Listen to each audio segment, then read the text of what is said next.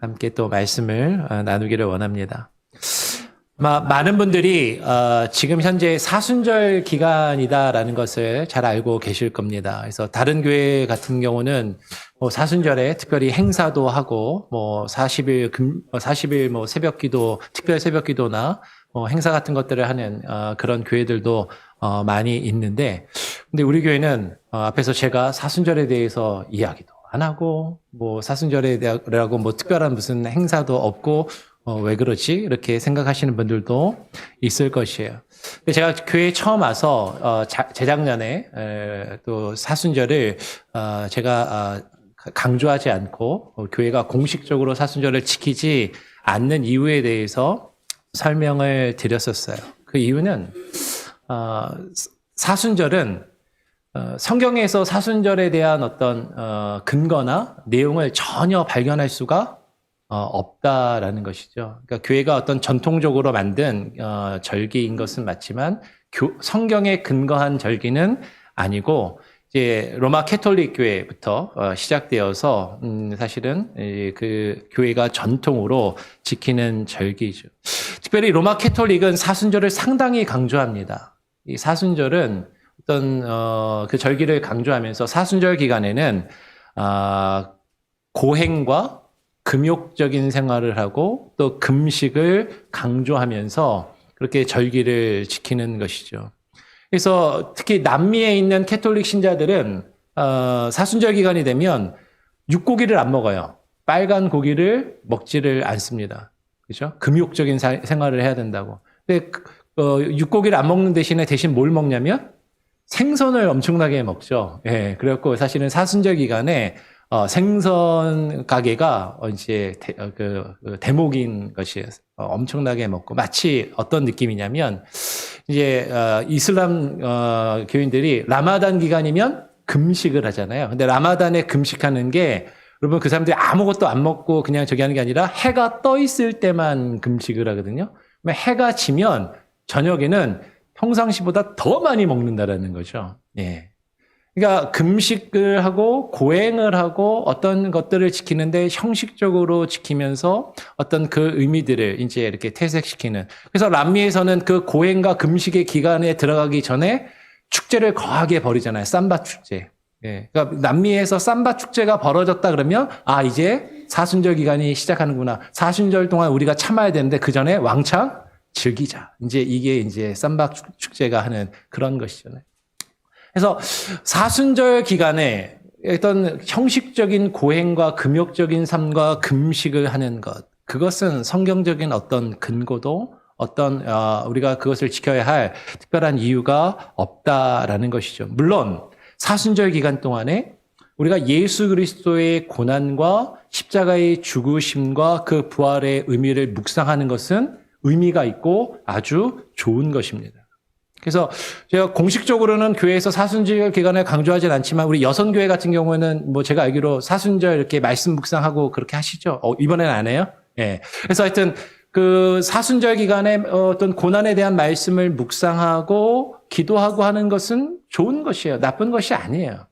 근데 더 중요한 것은 사순절에만 그렇게 고난을 묵상하고 사순절에만 예수 그리스도의 십자가의 의미를 묵상할 것이 아니라 우리가 매일매일의 삶 가운데 1년 365일 예수 그리스도의 십자가와 고난의 의미를 묵상하고 예수님이 우리를 위하여 죽으시고 부활하신 것을 묵상하는 것, 기도하는 것이 끊이지 않아야 한다라는 것이 더 중요하다라는 것이죠. 벌써 이제 다음 주가 고난주간입니다. 그래서 우리가 다음 주에 종료주일을 맞이하게 되고 종료주일부터 부활주일까지 한 주간 동안 우리가 고난주간 특별 새벽 기도를 또 하게 되고 그리고 성금요 예배와 주일에 또 부활절 연합 새벽 예배가 몽고메리 지역에서 교회들이 함께 연합해서 하게 될 것이에요. 그래서 오늘부터 우리가 로마서의 말씀을 지금 나누고 있는데 오늘부터 로마서 4장, 5장에 대한 말씀을 살펴보면서 예수 그리스도의 고난과 죽으심에 대해서 우리가 같이 함께 또 묵상하는 시간들을 우리가 로마서 말씀을 통해서 갖게 되기를 원합니다. 오늘 우리가 읽은 본문 말씀을 보면 본문 로마서 4장 25절을 보면 예수께서 우리의 범죄 때문에 내어줌이 되고 또한 우리를 의롭다 하시기 위해서 살아나셨음을 지금 이야기하는 것이죠. 로마서 4장 25절 말씀을 같이 한번 한 목소리로 한번 읽어보고 다시 한번 시작하기를 원합니다. 시작해볼까요? 시작. 예수는 우리가 범죄한 것 때문에 내어줌이 되고 또한 우리를 의롭다 하시기 위하여 살아나셨느니라. 오늘 로마서 4장 25절은 분명히 이야기하는 것이에요. 예수는 우리가 범죄한 것 때문에 우리의 죄의 문제를 해결하시려고 우리의 죄 때문에 내어줌이 되셨다. 어디에 내어줌이 되셨어요? 십자가에 달려 죽으시도록 내어줌을 당하셨다라는 것이죠. 우리를 위해서 죽임을 당하도록 내어줌을 당하셨다라는 것이에요. 우리가 다음 주, 다다음 주 조금 더 살펴보겠지만 로마서 5장 6절로 8절을 보면 이렇게 이야기를 합니다. 우리가 아직 연약할 때에 기약대로 그리스도께서 경건하지 않은 자를 위하여 죽으셨도다. 의인을 위하여 죽는 자가 쉽지 않고 선인을 위하여 용감히 죽는 자가 혹 있거니와 8절에 보면 우리가 아직 죄인 되었을 때에 그리스도께서 우리를 위하여 죽으심으로 하나님께서 우리에게 대한 자기의 사랑을 확증하셨느니라 라고 이야기를 해요. 다시 6절, 7절로 돌아가서 한번 보면 예수 그리스도께서 하나님이 약속하신 대로, 그죠? 하나님의 약속하신 대로 경건하지 않은 우리를 위해서 십자가에 죽으셨다라고 이야기를 합니다. 아마 기독교인이라면 적어도 여기 나와서 함께 예배를 드리시는 여러분 모두는, 우리 모두는 예수님께서 우리 자신을 위하여 십자가에 죽으셨다라는 것을 믿을 것이에요. 여러분 믿으십니까? 아멘. 네. 안 믿으세요? 별로 대답이 좀 크지가 않네요. 예수님이 우리를 위해서 죽으신 걸 믿으십니까? 아멘. 주님이 우리를 위해서 죽으신 것을 우리가 믿어요. 근데 예수님께서 우리를 죽으셨다라는 것. 다른 사람을 위해서 죽는 것을 오늘 7절에 보니까 다른 사람을 위해서 죽는 것이 결코 쉽지 않다라고 이야기를 하면서 간혹 의로운 사람이나 선한 사람을 위하여 죽는 사람들이 있다는 것이죠. 여러분, 우리가 누군가를 위해서 목숨을 내어버리기가 쉽습니까? 그렇지 않아요. 우리가 누군가를 위해서 대신 죽는다라는 것은 쉬운 일이 결코 아닌 것이죠. 그런데 우리 주변에 보면 간혹가다 그런 사람들이 있다라는 거예요. 간혹가다 어떤 사람을 위해서 자신의 목숨을 희생하고 헌신하는 사람들이 있더라라는 것이, 우리는 이제 세상에서 사람들을, 그런 사람들을 뭐 의인이라고 그렇게 칭하고 부르기도 하던데 성경이 말하는 의인하고는 전혀 다른 개념인 것이죠.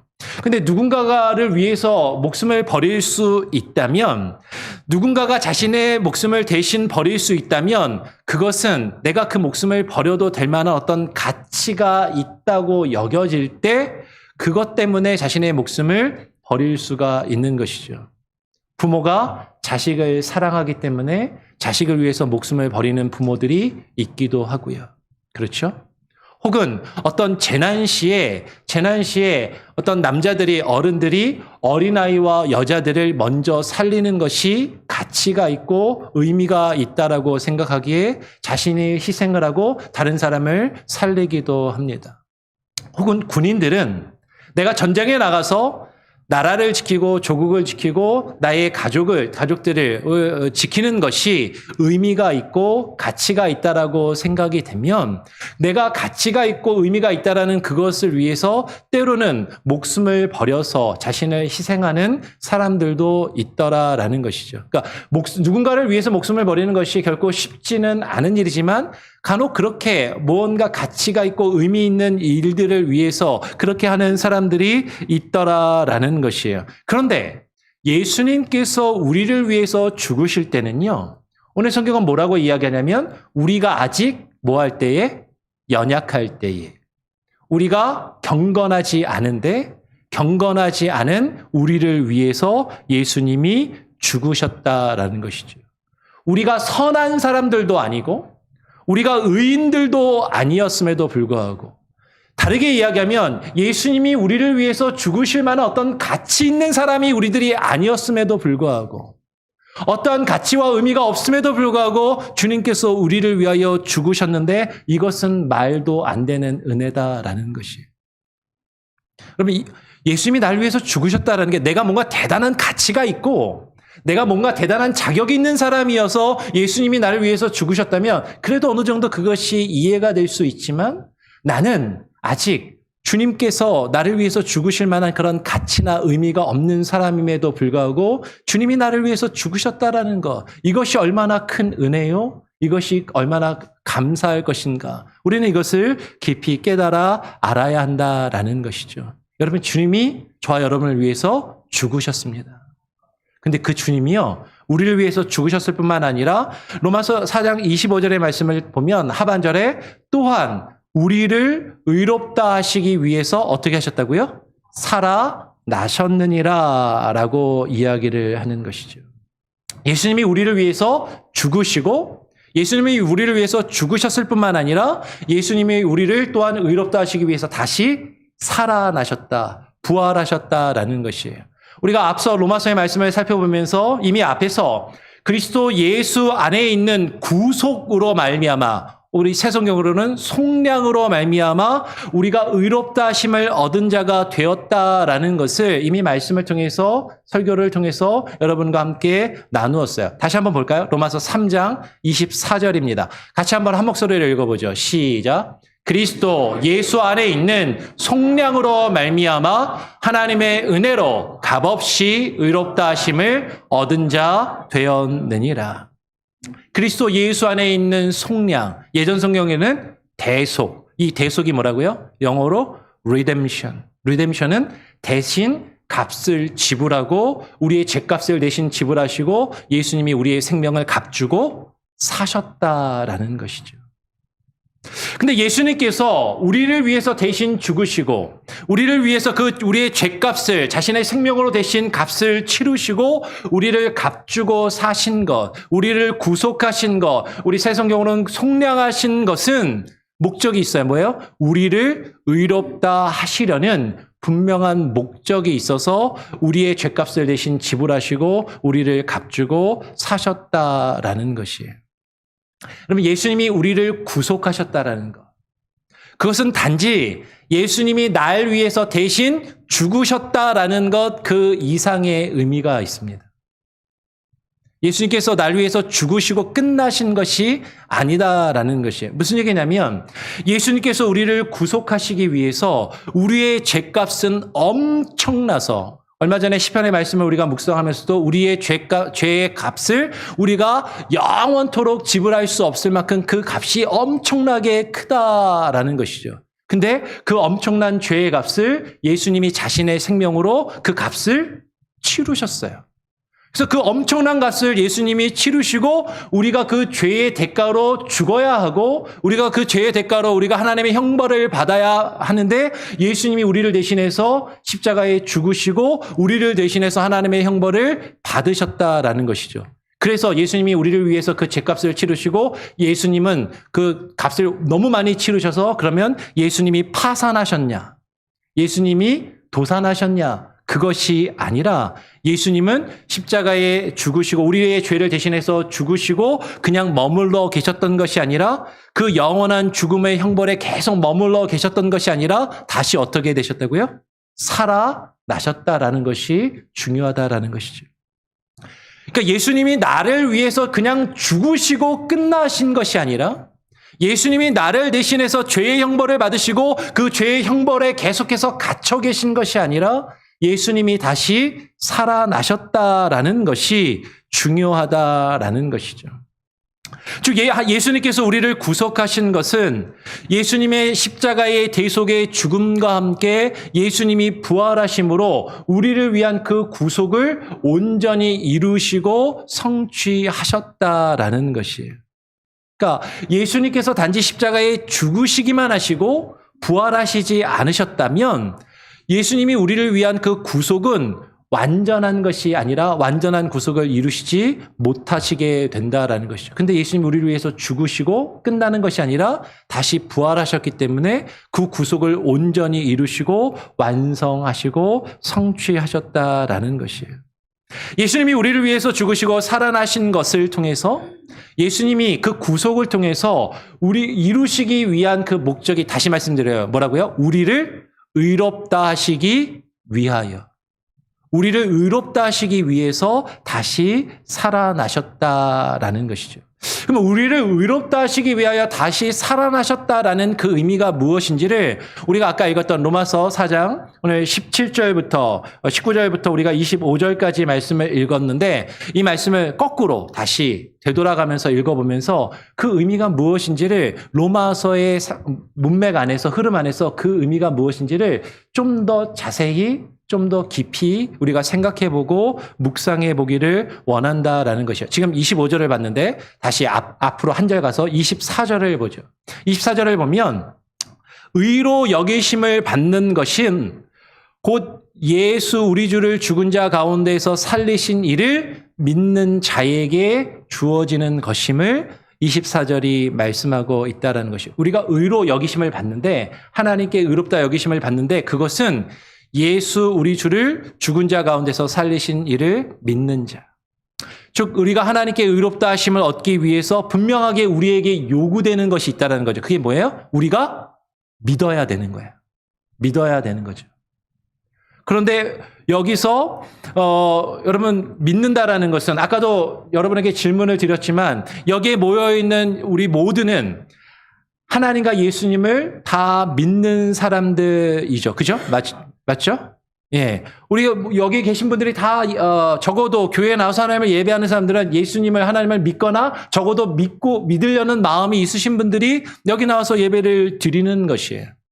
그런데 중요한 것은 우리가 믿기는 믿는데 그 믿는 것이 과연 무엇을 믿는가 하는 것이 매우 중요하다라는 것이죠. 무엇을 믿는가. 오늘 24절 말씀을 잘 보십시오.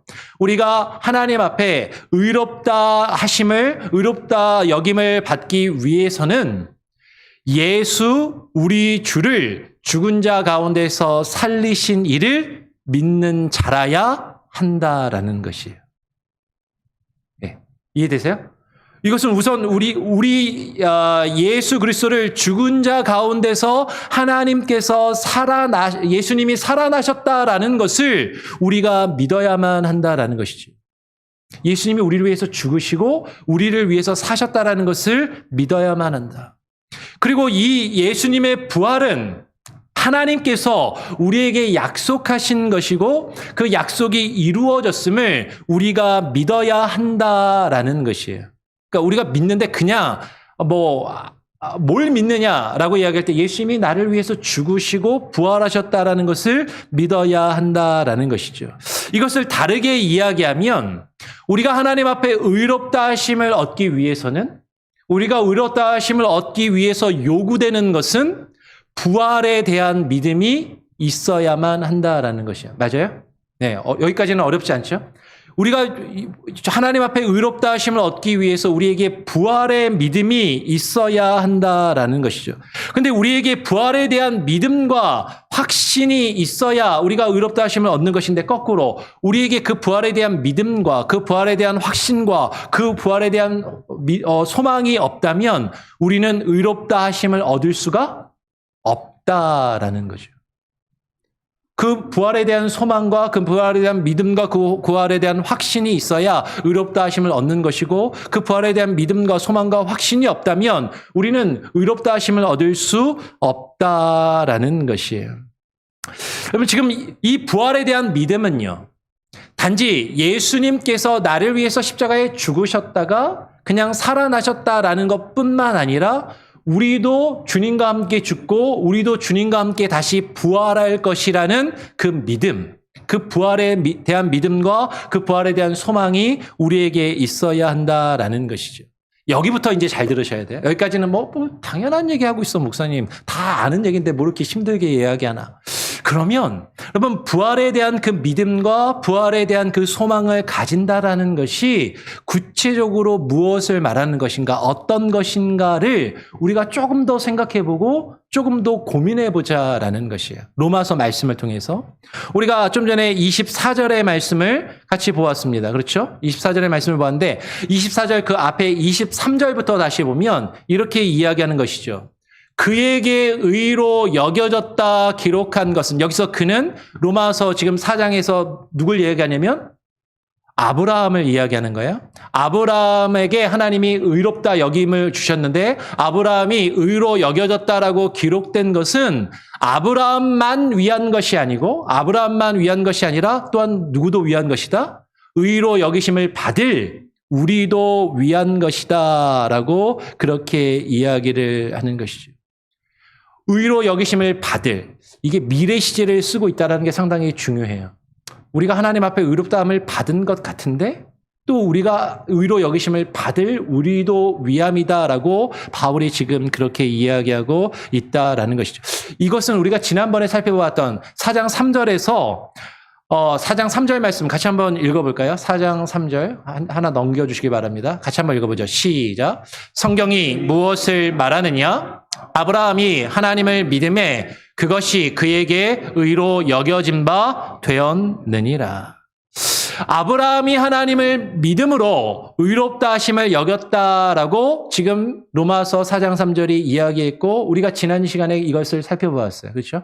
아브라함이 하나님을 믿음으로 의롭다 하심을 받았다. 그 근거가 뭐라고요? 그 근거가 되는 구절이 창세기 15장 6절이다. 15장 6절에서 아브라함이 여호와를 믿으니 여호와께서 이를 그의 의로 여기셨다라는 것을 우리가 지난 시간에 살펴보았어요. 기억나시나요? 예. 그러면서 이 창세기 15장에서 아브라함이 여호와를 믿어서 하나님 여호와께서 그를 의롭다 여기신 이 사건은 이 창세기 15장의 이 일은 아브라함이 86세 때에 하갈에게서 이스마엘을 낳기 이전에 할례를 받기 이전에 하나님께서 주신 말씀임을 하갈이 이스마엘을 낳은 것은 창세기 16장 16절에 기록되고 있거든요. 15장에서 이 일은 16장에서 이스마엘을 낳기 이전에 86세의 이스마엘을 낳기 훨씬 이전에 하나님을 믿고 여호와 하나님을 믿고 의롭다 여김을 받았다라고 그렇게 기록하고 있다라는 것이죠. 이것은 우리가 의롭다 하심을 얻는 것이 지난 시간에도 말씀해 드렸지만 우리가 할례를 통해서 받는 것이 아니라 무엇으로 얻는 것이다? 믿음으로 얻는 것이다. 의롭다 하심을 얻는 것은 우리가 하나님 앞에 의롭다 하심을 얻는 것은 할례와 같은 율법의 행위, 종교적인 행위나 종교적인 활동으로 우리가 그것을 통해서 하나님 앞에 의롭다 여김을 얻게 되는 것이 아니라 하나님을 믿음으로 얻는 것이다라는 것을 우리가 지난 시간에 설명해 드렸고 우리가 살펴보았습니다. 그런데 여기서 의롭다 하심과 그 구원을 얻기 위해서 우리가 할례를 받을 필요가 없고 율법의 행위를 통해서 의롭다 하심을 얻는 것이 아니니까 우리가 할례 받을 필요도 없고 율법의 행위를 통해서 의롭다함을 얻는 것이 아니니까 우리가 그러면 아무것도 하지 않아도 되고 어떠한 삶의 모습도 없어도 된다라고 오해해서는 안 된다라고 말씀을 드렸어요. 우리가 믿는 그 믿음은 어떠한 그냥 지식적으로 깨달아 알고 지식적으로 동의하며 관념적으로 마음속으로 믿는 것이 아니다라는 것을 지난 시간에 살펴보았고 오늘 우리가 그것을 조금 더 자세하게 오늘 로마서 4장의 말씀을 통해서 한번 살펴보기를 원한다라는 것이죠. 그 믿음이 어떤 믿음인가?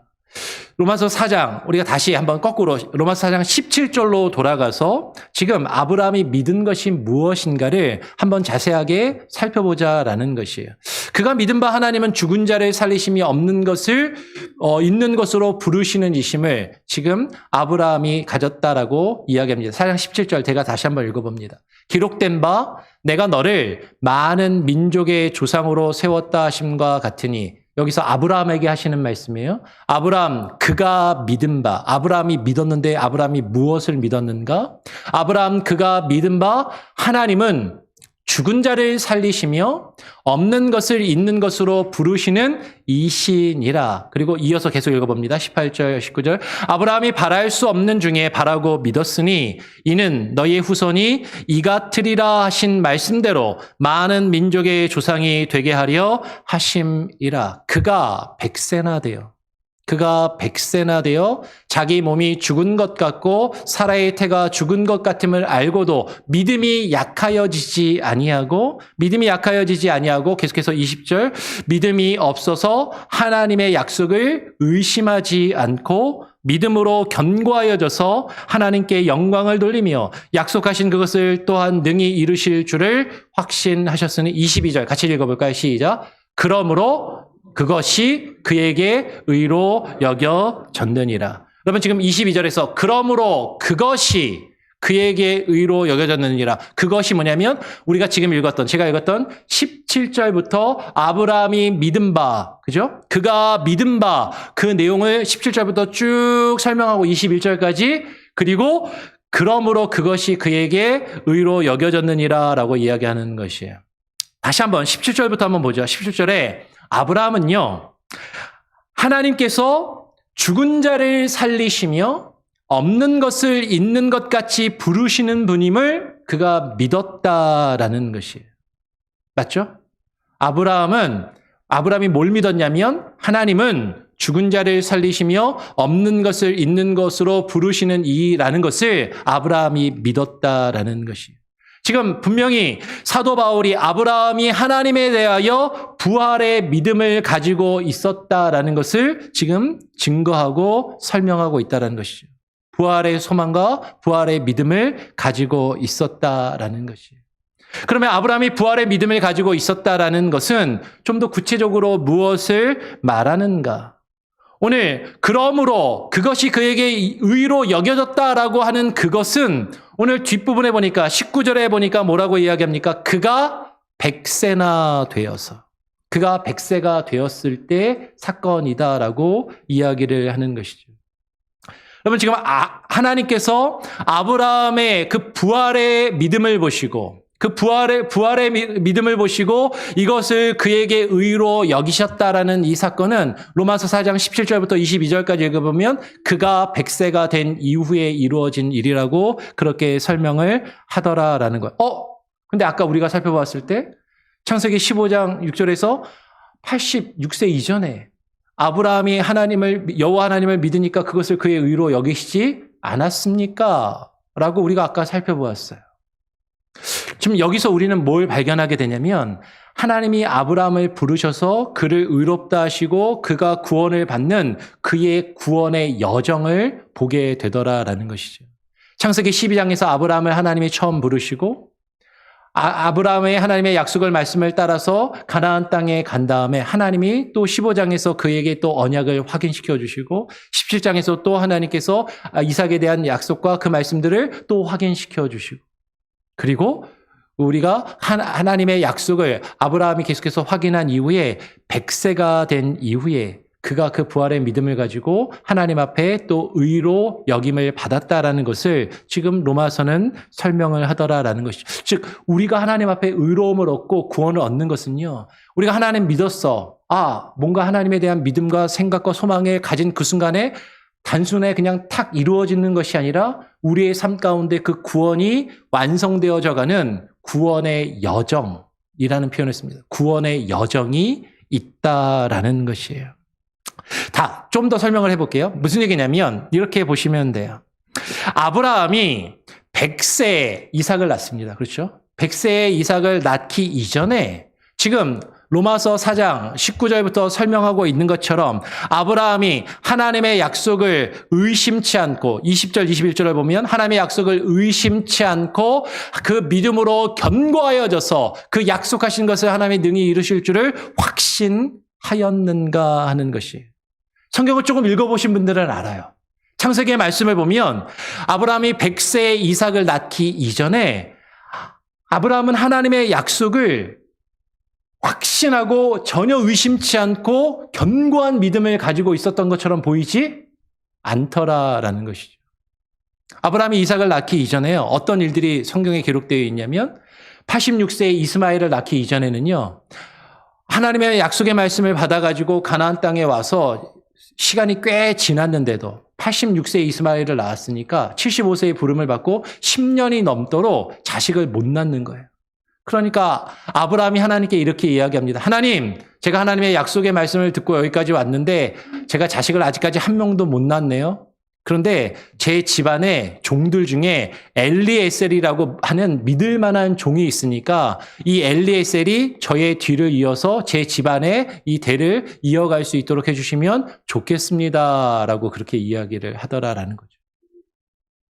근데 하나님이 그에게 자식을 주셨어요. 86세에 이스마엘을 낳았습니다. 이스마엘을 낳으니까 아브라함이 이제 엘리에셀은 아닌가 보다. 엘리에셀이 아니라 이스마엘을 주셨으니까 이스마엘이 이제 약속을 이을 그 후사라고 생각하고 키우고 있는데 아브라함이 99세가 되었을 때 하나님이 다시 오셔서 야, 내년 이맘때에 아들을 낳을 거야. 그 아들을 이삭이라고 이름을 지어라. 라고 그러니까 아브라함이 뭐라고 이야기해요? 하나님, 제가 이제 100세가 다 되었고 제 아내도 90세가 되었는데 어떻게 자식을 낳을 수 있겠습니까? 라고 하면서 저에게 하나님이 주신 이스마엘이 있으니까 이스마엘이나 잘 되게 해주십시오. 이스마엘이나 잘 되게 해주십시오라고 그렇게 아브라함이 이야기를 하더라라는 것이에요. 근데 하나님의 약속대로 100세에 이삭을 얻었어요. 그리고 100세에 이삭을 얻은 이후에 그의 믿음이 한 단계 더 성숙하고 발전한 모습을 가지게 되는 것을 보게 되는 것이죠. 즉 비록 창세기 15장 6절에서 아브라함이 여호와 하나님을 믿어서 그를 의롭다 여겨주심을 하나님께 받았지만 그러나 아브라함의 믿음은 아직 연약했고 아까 우리가 살펴보았던 것처럼 그가 아직 연약할 때에 그의 믿음이 아직 견고하지 못할 때 그가 그 확신 가운데 아직 서 있지 못할 때 하나님이 그를 의롭다 여겨주셨다라는 것이죠. 근데 그의 믿음이 견고해져 가더라라는 것이에요. 언제 아브라함이 하나님의 약속을 의심치 않고 믿음으로 견고해졌는가? 아브라함이 하나님의 약속을 의심치 않고 그 믿음으로 견고하여진 것은 창세기 말씀을 따라서 읽어보면 22장에 가서 자세하게 분명하게 나타나고 기록되고 있더라라는 것이죠. 아브라함이 하나님께서 그에게 주신 독자 이삭을 하나밖에 없는 그 아들을 하나님께 아끼지 않고 바쳤던 그것을 지금 우리는 발견할 수 있고 아브라함이 그 사랑하는 아들을 하나님께 바칠 수 있었던 것은 그에게 무엇이 있었기 때문이에요? 부활에 대한 믿음과 소망과 확신이 있었기 때문이다라는 것이죠. 100세가 넘어서 얻은 그 아들, 100세가 넘어서 이제는 정말로 죽은 자와 같은 자신에게 하나님께서 주신 하나밖에 없는 그 아들을 내가 하나님께 드려도 하나님이 그를 다시 살리실 것이라는 그 믿음이 있었기에 그 부활에 대한 믿음과 확신과 소망이 있었기에 아브라함은 그 아들을 하나님께 드릴 수 있었다라는 것이에요. 아브라함은 하나님께 자신이 이삭을 바쳐도 하나님이 이삭을 다시 살려주실 것이라는 그 믿음, 그것을 가지고 하나님께 이삭을 바쳤습니다. 그러니까 아브라함이 하나님께 그 이삭을 바친 이후에 이렇게 말씀하시는 것이죠. 22장 12절을 보면 사자가 이르되 그 아이에게 너의 손을 대지 말라. 그에게 아무 일도 하지 말라. 내가 너의 아들, 너의 독자까지도 내게 아끼지 아니하였으니 내가 이제야 내가 하나님을 경외하는 줄을 아노라라고 말씀하시는 것이에요. 여러분 지금 부활에 대한 믿음과 부활에 대한 그 확신이 있었기에 아브라함은 그 아들 이삭을 하나님께 아끼지 아니하고 바쳤다라는 것이죠. 그리고 아브라함이 이삭을 아낌없이 하나님께 바치는 그것을 보고 하나님께서 말씀하시는 거예요. 이제야 네가 나를 하나님을 경외하는 줄을 내가 알았고 그것을 인정한다라고 말씀하시는 것이죠. 하나님께서 이제야 아브라함의 믿음을 확인하시고 그 언약을 다시 22장에서 그 12장에 아브라함을 부르셨던 그 하나님, 15장과 17장에 아브라함에게 새로운 언약을 계속 주셨던 그 하나님이 22장에 또 언약을 새롭게 갱신하시고 그에게 새로운 축복을 허락하시는 것을 보게 돼요. 창세기 22장 16절부터 제가 18절까지 한번 읽어봅니다. 이르시되 여호와께서 이르시기를 내가 나를 가리켜 맹세하노니 내가 이같이 행하였다는 게 뭐죠? 뒤에 보니까 너의 아들, 너의 독자도 아끼지 아니하였은즉 내가 너에게 큰 복을 주고 너의 씨가 크게 번성하여 하늘의 별과 같고 바닷가의 모래와 같게 하리니 너의 씨가 그 대적의 성문을 차지하리라라고 말씀해요. 그리고 18절이어서 같이 한번 읽어봅니다. 18절은 시작. 또 너의 씨로 말미암아 천하 만민이 복을 받으리니 이는 내가 나의 말을 준행하였음이니라 하셨다 하니라. 이는 내가 나의 말을 뭐 했기 때문이다?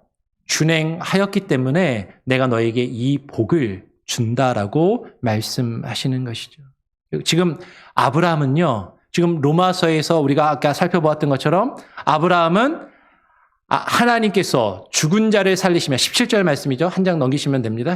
아브라함은 죽은 자를 살리시며 없는 것을 있는 것 같이 부르시는 이임을 아브라함은 믿고 그 이삭을 하나님께 바쳤단 말이에요. 맞죠?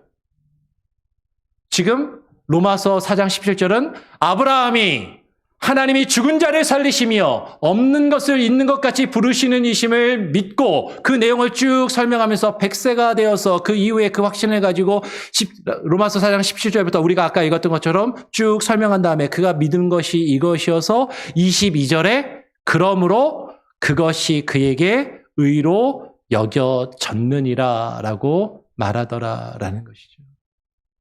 근데 우리가 계속 읽었던 것처럼 그 뒤에 아브라함이 이렇게 의로 여김을 받은 것은 아브라함 그 자신만을 위한 것이 아니라 또한 누구를 위해서다? 우리를 위해서.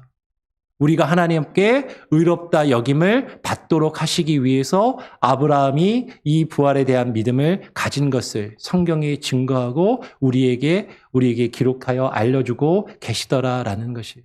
여러분, 그러면 우리가 하나님 앞에 의롭다 여김을 받기 위해서 무엇이 필요하다고요? 부활에 대한 믿음과 소망과 확신이 있어야 됩니다. 우리에게 그 부활에 대한 믿음과 소망이 있다라는 것은 다시 말씀드려요.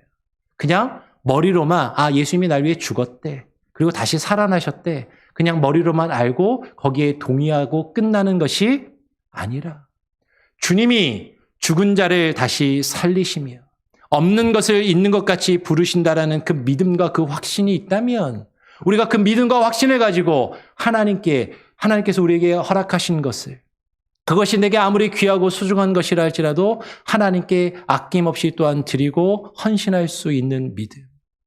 주님을 믿고 의지하며 때로는 우리의 인생과 우리의 삶이 고단하고 힘든 그 괴로운 길을 걸어간다 할지라도 이것이 끝이 아니고 하나님이 우리를 다시 살리실 것이라는 그 부활에 대한 믿음과 소망을 가지고 하나님의 말씀에 순종하여서 주의 말씀을 준행하는 그 믿음.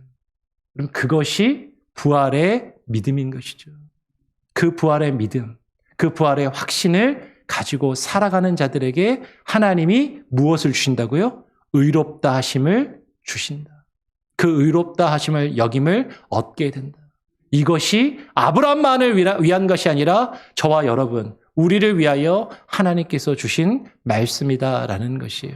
여러분, 이 말씀을 기억하시고 정말로 내가 하나님 앞에 의롭다함을 얻고 하나님 앞에 구원을 얻기 위해서는 우리가 지난주에 살펴보았던 것처럼 아브라함의 자취를, 아브라함의 발자취를, 아브라함이 걸어왔던 그 인생의 신앙의 여정을 우리도 함께 걸어가며 주의 말씀에 순종하여 주님이 우리에게 보이신 그 길을 걸어갈 수 있는, 하나님의 말씀에 순종하여 주님과 함께 동행할 수 있는 저와 여러분이 될 수 있기를 간절히 소원하고 축원합니다. 아멘. 기도하겠습니다.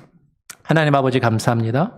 오늘 이 시간에 우리를 또한 불러주시고 예수님께서 우리를 의롭다 하시기 위하여 우리의 의를 위하여 죽으시고 살아나셨음을 우리가 깨달아 알고 그것을 믿는 참된 부활의 소망과 믿음을 가지게 하여 주시옵소서. 부활의 믿음을 가진다라는 것은 단순히 예수님이 나를 위하여 십자가에 죽으시고 살아나셨다라는 것을 지식적으로만 알고 동의하는 것이 아니라 아브라함이 그 믿음과 그 부활의 소망과 확신 가운데 그 이삭을 하나님께 드리며 바칠 수 있었던 것처럼 우리의 삶을 주님께 헌신하며 주님께 내어드리고 우리의 가장 귀하고 소중한 것들을 주님께 드릴지라도 나의 생명까지 주님께 드린다 할지라도 주님이 죽은 자를 다시 살리시며 없는 것을 있는 것 같이 다시 부르시는 이심을 우리가 믿음으로 그 믿음과 소망 안에서 주의 말씀에 순종하며 주의 말씀을 준행하며 주께서 우리에게 보이신 그 생명의 길을 함께 걸어갈 수 있는 귀한 은혜가 있게 하여 주시옵소서. 아브라함이 하나님 앞에 의롭다 여김을 받은 것, 그것은 아브라함만을 위한 것이 아니라 또한 우리를 위하여 하나님께서 말씀에 기록되게 하신 것임을 깨달아 알고 우리가 아브라함의 그 인생의 믿음의 여정을, 그 아브라함이 길었던 믿음의 발자취를 우리도 또한 따라서 걸으며 주와 함께 살아갈 수 있도록 우리에게 지혜를 주시고 힘을 주시고 능력을 주시며 하나님 역사하여 주시옵소서. 감사 찬양 영광 오직 주님께 올려드리오며 거룩하신 예수 그리스도의 이름으로 기도합니다. 아멘. 찬송